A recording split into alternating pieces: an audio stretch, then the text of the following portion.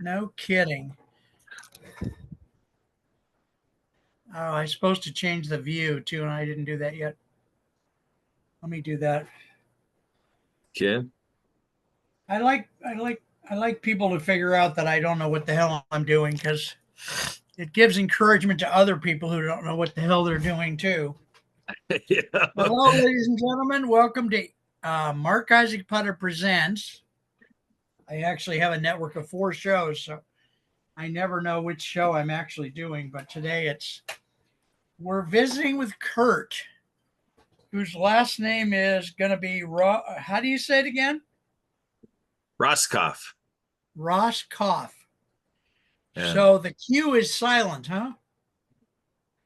The Q, yeah. The Q There's is no silent. Q. There's no It, Q. So it's so silent you can't even see it.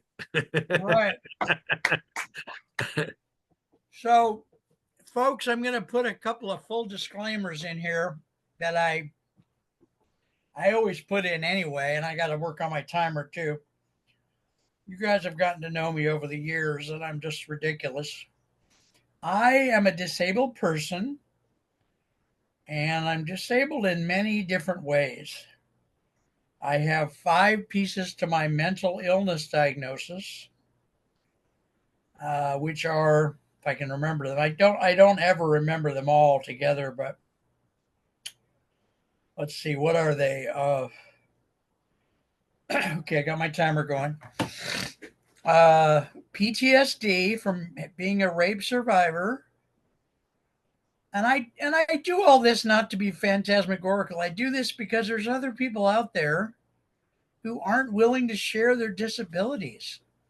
And I'm operating from the belief that sharing my disabilities with you openly, and I've been doing it for 20 years, so I'm sort of blasé about it now, but doing it to me helps someone else out there who would be made more healthy by sharing to actually decide to go ahead and share it, even if it's within the privacy of a therapist. And the other thing, and I'm sorry to upstage your first show, but we'll do a bunch of shows, Kurt. I shouldn't be talking so much. Uh, anyway, maybe I'll do it all later. I feel embarrassed. Kurt, tell us about yourself as a human being. The rumor is that you are a human being. Where'd you grow up? What kind of education do you have? And especially what made you decide to be in these two nonprofit organizations? What brought you to that? Well, I'm here in Milwaukee. I was born in Milwaukee, grew up just a couple blocks from where I'm sitting right now. And, so I ended up with parents that were in Lions and Lioness, Knights of Columbus, Ladies of Columbus. Yep. And so Yep. kind of ended up coming into life with a family and relation that's been very community and service minded. Very cool. Okay. Went to school in a suburban school, which is actually the school district that I'm sitting in right now, so I'm kind of back to my roots type of deal right now. Okay. My daughter, Hmm. my Wow. 15-year-old daughter, is going to the same school that I went through. Oh, And So actually at all the schools in the district that I went to, she's been at all, so um so when I was 7 years old, my grandfather passed away, and that's my mother's dad. And my dad, um he took over what was our family Christmas farm with my grandfather. okay. When he passed away, Okay. my father took it over. So at Okay. 7 years old, I'm kind of sort of real lightly getting a flavor of business and stuff like that. And then by the time I'm 12, he buys a golf course. And so My now we're in goodness. the golf course business, which ended up being a 13-year venture. And when he got out of the golf business, I branched off to Philip Morris Corporation, Wisconsin Lift Truck, Crap Pizza Corporation, and Food Wow. Ingredients Incorporated, and got a plethora of different experiences. And then Very cool. then hooked up with a partner in a marketing and technology based business, and still running with that. And Okay.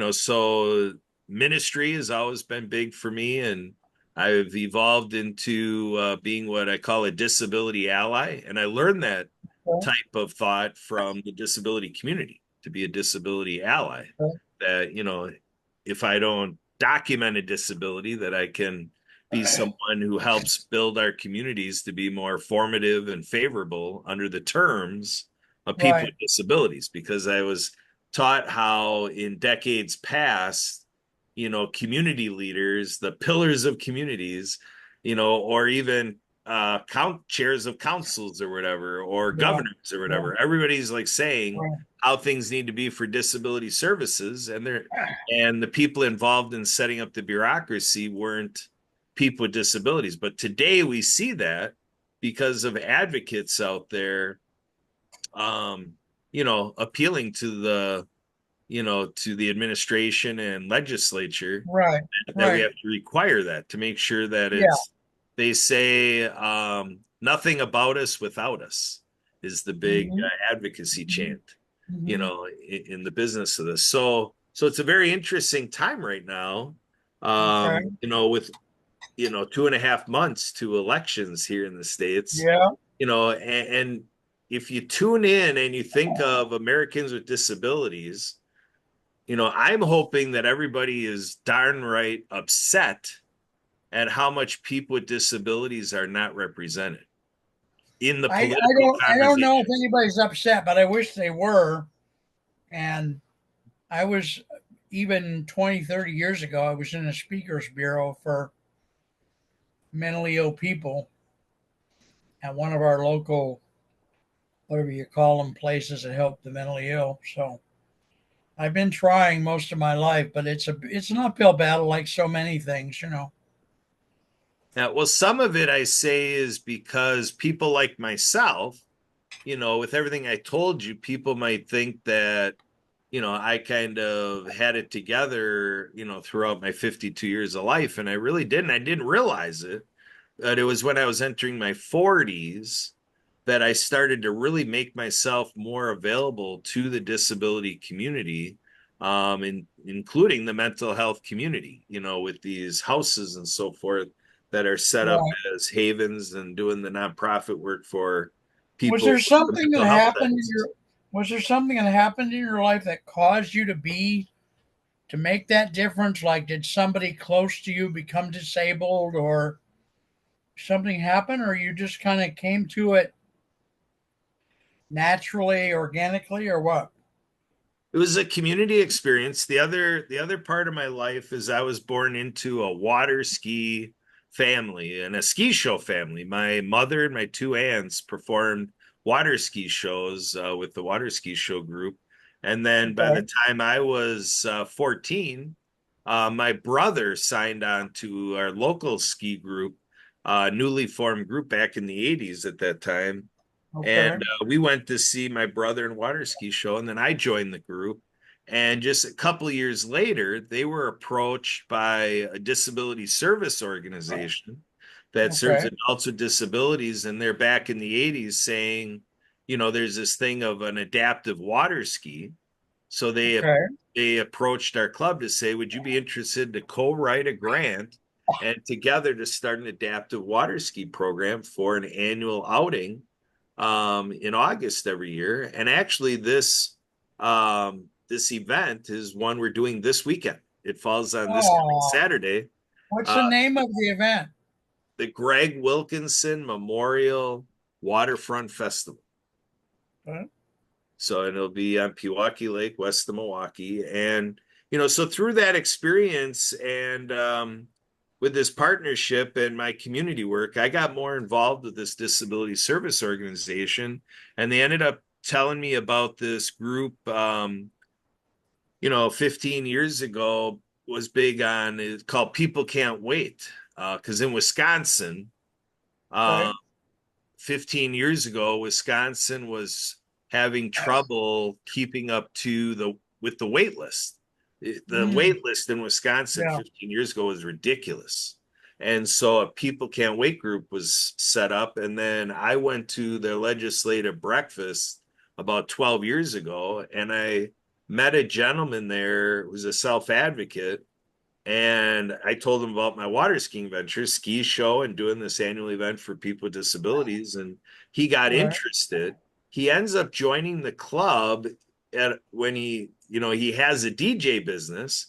So he joins the club as a non-skier, offering to help them run their sound equipment. So he does that. So he's a Right. non-skier. And I'm talking to him like, well, you're a non-skier, but we talked Yeah. about we do adaptive It'll water, help. Yep. so then we go that route. Well, he meets a gentleman at physical therapy, and now he's posing that this guy ends up being the guy to start that we're doing adaptive water skiing and ski shows. And what happens, Mark, is two of our leaders in the club, this club I'm Yeah. describing that once a year takes people with disability water skiing, Right. the But president of the club all and year round. Yeah. the president of the club and another board member come to me that this is not going to happen. And Ooh. of their 20 reasons why it ought not happen, the one that really got me was, well, if he skis, then everybody's got to ski because we're putting it out in this public fashion like this. So the Yeah. next day, Mark, I started the Everybody Skis program. Oh, very nice. So that's a All little right, bit of the so story from 12 years ago. Yeah. very nice. So even though I hope we do 3 shows today, maybe we'll only do 2, but let's start talking about one of the 2 nonprofits that you're part of. And I have to admit, I have a really severe learning disability, like ridiculously severe. I often do not remember who I've talked to or anything. I have to go back and look at the video to even figure it out. So pick one of the 2 first, and then please tell us like what your position is, because I know you told me, but I've forgotten. And then the other thing is like what that group does, and then maybe later how that dovetails into the other one. You're involved with 2 nonprofits, right? Yeah, I'm involved with more, but yeah, for what we're doing here, we're focusing on the 2. Correct. Okay. Well, we'll do the other one some other day. So what's one of the 2? Project Diehard. Project Diehard. Now, what does that mean? Is that it's a fan for movies of the shows, fans of the movie, or what? Well, I mean, what's at the heart of that movie, You're gonna take me up on my verbal fanciness, huh? Good. yeah, but you're on the right track. It's for veterans, so it's that warrior, Oh, okay. type deal. Okay. Yeah. Did it really come from the movie or not? Did you guys take the name from the movie? Yeah, the Die Hard thing. Yeah, the I warrior just made that up, just like I'm always making stuff up. Yeah, well, you're on track. It's the similar warrior, You could have called it the Bruce Willis Institute too, but yeah, the founder was actually in an army group called it was a Die Hard squad. Their squad was called Die Hard, and so he takes the handle Die Hard 6. This Brian Gibson. He goes by the Die Hard 6. Wow. So what's the main purpose of the Die Hard project? Spreading hope to veterans for the issue of veteran suicide. Okay. And do you do more than spread hope? Like, do you provide therapists or? Our aim is to be in facility management to a large degree. And so we're looking to have mission partners that therapists and whatever would be available in partnership with our nonprofit, that we'd be a navigator type service, that when people are at our facilities and otherwise communicating with us, that we have a directory of who they need to be with for the service. I've got about 14 questions from what you just said. Number one, seriously, I've been interviewing a long time. I grew up with Abraham Lincoln's father, so so you have facilities, number one, right? You said. Yeah. You have physical locations, rooms or buildings or something. Yeah. Yeah. So our feature what happens in there? You have like 12-step program for veterans with suicide tendencies, or what? Yeah, it becomes a venue to deploy other people's programs. So we're here to partner with other veteran service organizations that have exactly what you're talking about and to deploy it through our locations and the work that we do, but we're a referral source. Okay, I am now I'm embarrassed and ashamed because I've been having trouble. I knew when in the pre-conversations we had that I was having trouble understanding you. And even though you're cute, it doesn't make you more comprehensible. Um, so what? Say that sentence again, and let's pick it apart. All right, so we have a base in McCann, Illinois, and it's an So extended, it's a building, a headquarters, a yeah. physical So building. yeah, it's a building that is an extended stay facility. So a veteran can stay a night to a year with their families if they have a family. So a veteran and their families can stay for a night to a year. And in their stay at our facility, they can get all these services you're talking about. Okay, and one of the things you all do is you rent out your main room to other veteran-related nonprofits. Correct. If it's a nonprofit, they can just use it. Yeah. Any Well, is it nonprofit can veteran-only use their facility. nonprofits or is it any nonprofit? Um, any nonprofit can use it with, staying within our mission of serving veterans. It needs to be Okay. that they're showing their program is effective for our veterans. That's So the in other words, so if a veteran was going to stay there with his family for say or her family for a year, they would have available to them in the same building these various groups that were renting the main room and giving presentations and whatnot, as long as those groups in some way are in service to veterans. They might be in service to others too, but if as long as they're helping veterans as well. Does correct. that Yeah, sound right? that is absolutely correct. Yes. Okay, so go to the next thing here. My head hurts. Maybe that's because my dog hit me over the head with a hammer earlier. No, I'm kidding. I'm kidding. uh, Tell me the well, next. So you have this headquarters in one part of Minnesota or Wisconsin, or I always get those two mixed up. I don't know why they just don't call it Minneconsin I'll go to our legislator and ask for that. or Minnesota. Yeah, let's Minnesota. Yeah, that sounds fun. So what's the next step on the Project Diehard part? The next step. What do you mean by the next step? Well, you have a facility. You rent out to other groups that give presentations, and you all probably give your own presentations. And that helps the veterans. Plus, you have a stay facility. So a veteran has no place, can come there and stay with their family for up to a year. Do they pay anything to stay? Nope. No. Oh And yeah. how do they qualify to stay? It seems like every veteran would be flying in from everywhere to stay there if it's free for a year.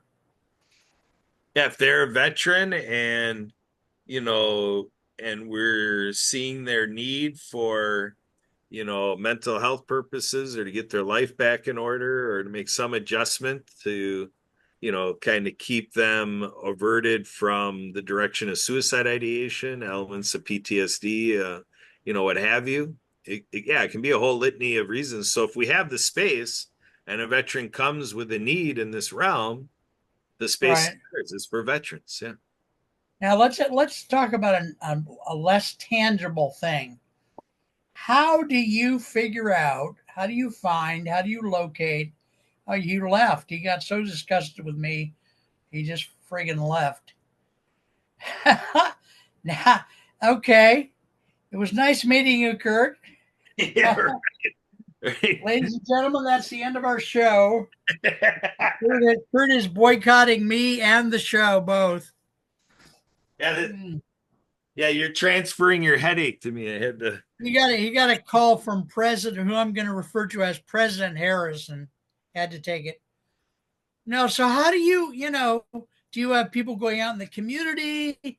How do you, number one, how do you find the veterans? Number two, if you interact with a veteran or someone in your group interacts with a veteran, what gives you the first clue that they might have suicidal ideation in the first place?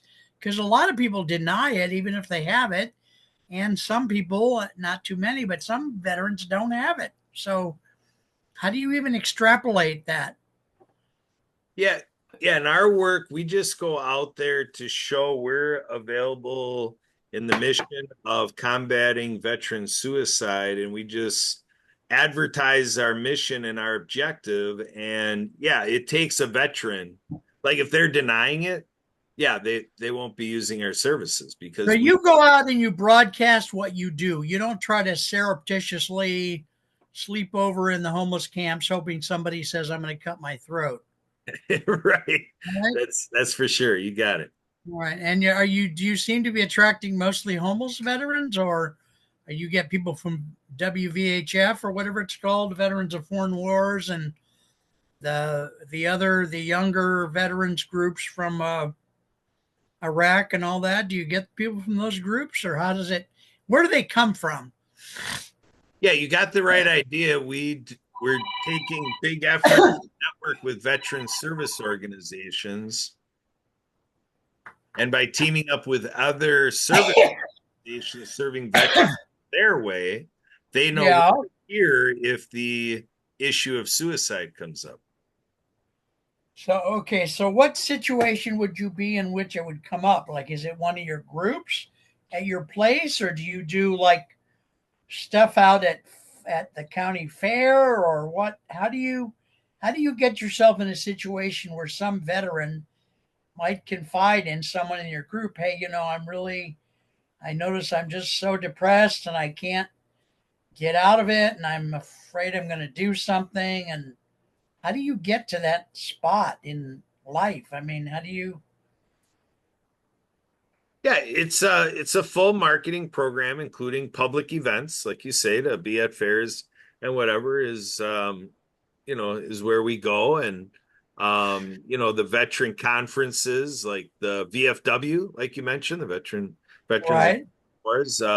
Yeah, we're going to all those things where we can broadcast across a whole Okay. number of veterans to say we're here to help on veteran suicide, and these groups That's are finding, amazing. we help veterans with this, like you said, the homeless community.